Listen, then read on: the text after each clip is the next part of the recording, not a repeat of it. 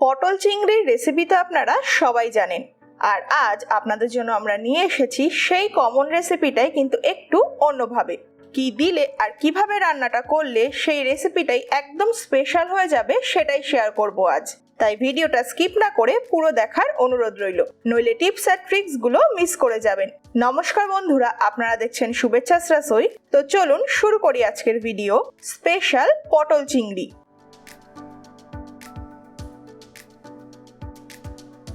প্রথমেই আমি নিয়েছি এখানে 10টা এইরকম বড় সাইজের পটল।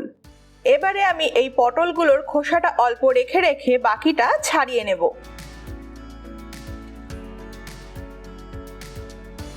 খোসাটা ছাড়ানো হয়ে গেলে এবারে এর মাথা দুটো কেটে ফেলে পটলটাকে আমি দুভাগ করে কেটে নেব,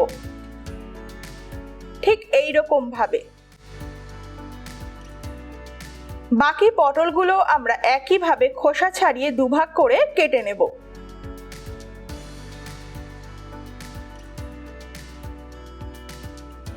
পটল কাটা হয়ে গেছে। এবারে আমি এখানে নিয়েছি দুটো বড় সাইজের আলু।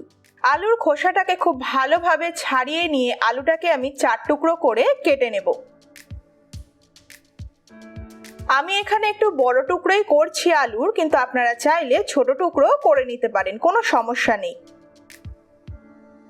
বাকি আলুটাকেও আমি একইভাবে 4 টুকরো করে কেটে নেব। আলুটা কাটা হয়ে গেলে আমি আলুগুলো জলে ভিজিয়ে দেব যাতে কালো না হয়ে যায়। সাথে পটলগুলোও আমি জলে ভিজিয়ে দেব। এখানে নিয়েছি আমি 300 গ্রাম মিডিয়াম সাইজের চিংড়ি মাছ। মাছের লেজগুলো আমরা রেখে দিয়েছি, এতে দেখতে কিন্তু খুব সুন্দর লাগে। এবারে এতে হাফ চা চামচ করে হলুদ আর লবণ খুব ভালো করে মাখিয়ে নেব আর 5 মিনিট ম্যারিনেট হতে রেখে দেব। এইবারে বানাবো আমরা আমাদের স্পেশাল মশলা। তার জন্য মিক্সিতে দিয়ে দেব আমি 7 থেকে 8 ফালি টুকরো করে কাটা নারকেল, 3টে বীজ ফেলে ভিজিয়ে রাখা শুকনো লঙ্কা আর 10 থেকে 12টা কাজু বাদাম। এই সবটাকে হাফ কাপ জল দিয়ে খুব ভালো করে পেস্ট করে নেব আমরা। এই মশলাটাই কিন্তু এই রান্নাটাকে একদম স্পেশাল বানিয়ে দেবে।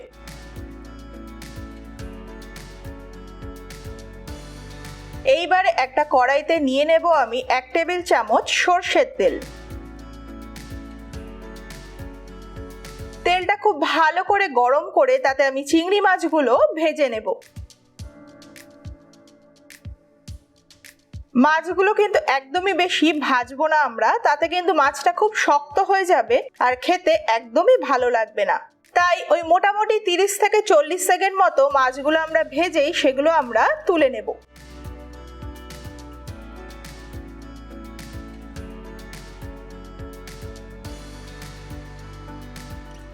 এবারে কড়াইতে দিয়ে দেব 2 থেকে 3 টেবিল চামচ সরষের তেল।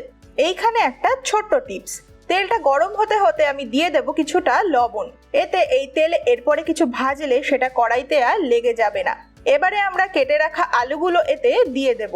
আর যেহেতু তেলে লবণ দিয়েই দিয়েছি, তাই সবকটা আলুতেই লবণটা খুব ভালো করে লেগে যাবে। আলুগুলো যেহেতু একটু বড় সাইজের কেটেছি আমি, তাই একটু সময় নিয়ে সেগুলো আমাদের ভাজতে হবে, যাতে পরে আলুগুলো তাড়াতাড়ি সিদ্ধ হয়ে যায়।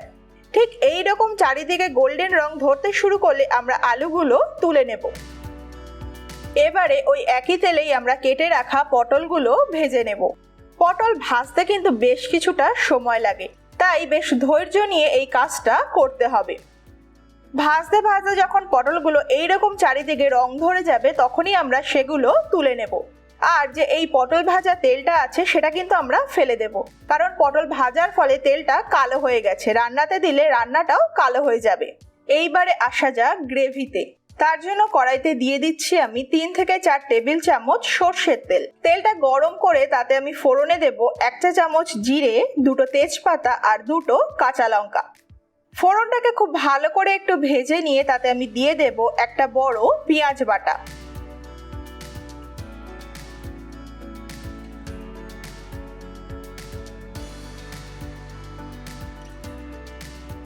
পেঁয়াজটাকে মিডিয়াম ফ্লেমে মিনিট 2 মতো ভেজে নিয়ে তাতে আমি দিয়ে দেব 2 চা চামচ জিরে আর আদা বাটা।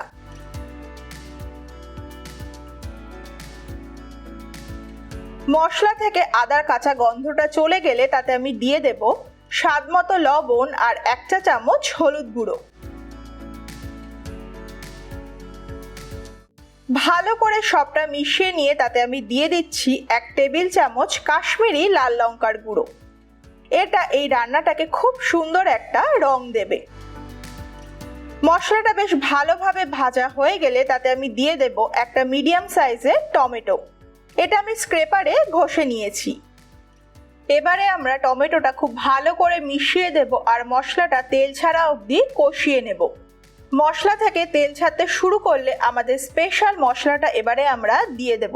এটাই কিন্তু মেইন উপকরণ আমাদের। এত অবধি রান্নাটা ভালো লেগে থাকলে একটা লাইক দিতে ভুলবেন না, সাথে চ্যানেলটা সাবস্ক্রাইব করে বেল আইকনটা প্রেস করে দেওয়ারও অনুরোধ রইল। এবারে দিয়ে দেব 1 চা চামচ চিনি। মশলাটাকে কিন্তু বেশ ভালোভাবে একটু সময় নিয়ে কষাতে হবে আমাদের, তাতেই কিন্তু রান্নার স্বাদটা আরও বেড়ে যাবে। মশলাটা কষে এইরকম পর্যায়ে এলে তাতে আমরা ভেজে রাখা আলুগুলো দিয়ে দেব।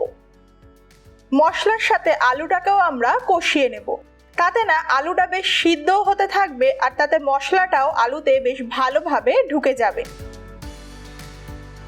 আলুটা কষানো হয়ে গেলে এবারে আমরা ভেজে রাখা পটলগুলো এতে দিয়ে দেব।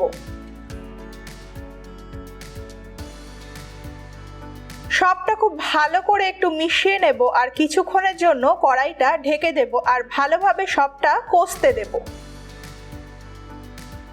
মশলাটা কিন্তু বেশ তেল ছেড়েছে আর আমাদের কষানো হয়ে গেছে।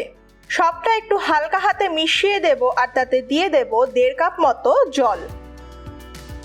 জল দিয়ে আমরা কড়াইটা আবারও ঢেকে দেব আর গ্রেভিটা ফুটতে দেব।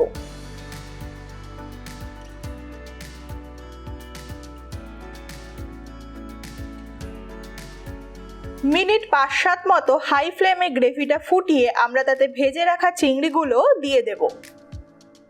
একটু মিশিয়ে নিয়ে আবারও আমরা কড়াইটা ঢেকে দেব আর গ্রেভিটা ফুটিয়ে নেব। যেহেতু এতে নারকেল আর কাজু বাদাম আছে তাই এই গ্রেভিটা কিন্তু একটু থিকার সাইডেই হবে, আমাদের নর্মাল পটল চিংড়ির মতো একদম পাতলা গ্রেভি হবে না। এই সময় সিজনিংগুলো একটু দেখে নেবেন। আমাদের একটু চিনি লাগবে তাই দিয়ে দিচ্ছি 1 চা চামচ চিনি, দিচ্ছি 1/2 চা চামচ গরম মশলার গুঁড়ো আর 2টো কাঁচা লঙ্কা। আমাদের রান্না কিন্তু প্রায় হয়ে এসেছে। হালকা হাতে সবটা একটু মিশিয়ে নেব। এবারে গ্যাসটা বন্ধ করে কড়াইটা ঢেকে দেব আর 5 মিনিট স্ট্যান্ডিং টাইমে রেখে দেব। তৈরি আমাদের স্পেশাল পটল চিংড়ি। পোলাও, জিরা রাইস, ফ্রাইড রাইস বা গরম ভাত সবকিছুর সাথেই কিন্তু দুর্দান্ত লাগবে খেতে এই রেসিপিটা। তো বন্ধুরা, আমাদের এই রেসিপিটা আপনাদের কেমন লাগলো অবশ্যই আমাদের জানাবেন। ভালো লাগলে লাইক এবং শেয়ার করবেন। আমাদের চ্যানেলটা সাবস্ক্রাইব করতে ভুলবেন না। আজ এই পর্যন্তই, দেখা হবে পরের ভিডিওতে নতুন কোনো রেসিপি নিয়ে। নমস্কার।